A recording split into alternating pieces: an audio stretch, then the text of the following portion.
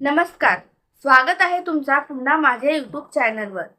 तर आज आपण जाणून घेणार आहोत की आपल्या ह्या परमात्मा एक मार्गामध्ये अगरबत्तीचा एवढा महत्त्व का असतो.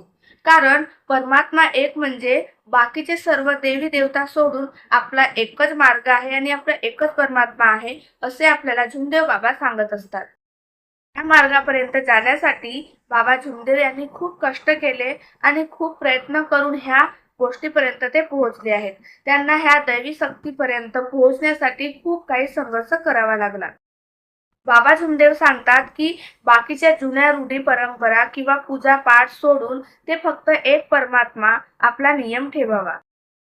आणि म्हणूनच ह्या मार्गामध्ये फक्त अगरबत्ती लावून आपण सकाळीच पूजा करत असतो आणि परमात्माला आपली विनंती करत असतो. बाबा झुमदेव म्हणतात की आपला परमात्मा फक्त एकच आहे आणि आपल्याला जास्त पूजा अर्चना करण्याची आवश्यकता नाही आहे.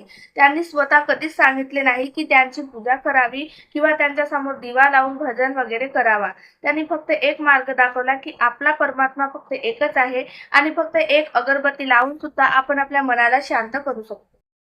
अगरबत्ती लावणे म्हणजे घरामध्ये चांगली पॉझिटिव्ह एनर्जी येणे आणि आपला मन शांत करणे ह्या सर्व गोष्टीचा संबंध आहे. अगरबत्ती लावल्याने घरामध्ये मन शांत होतो आणि घराचं वातावरण सुद्धा प्रसन्न राहतो. अशा पद्धतीने एक अगरबत्ती लावून आपण सर्व सेवक लोक पूजा करत असतो आणि सकाळी विनवणी करत असतो आणि परमात्मा एक म्हणून आपण अगरबत्ती लावून आपली पूजा अर्चना करत असतो. ह्या मार्गामध्ये आपल्याला अगरबत्तीचा खूप महत्त्व आहे. बाबा सांगतात की आपला परमात्मा एकच आहे आणि बाकी कोणत्याच देवी देवताची किंवा दगडाची कोणतीच पूजा करण्याची काही आवश्यकता आहे नाही. म्हणून या मार्गामध्ये अगरबत्ती खूप महत्त्वाची आहे.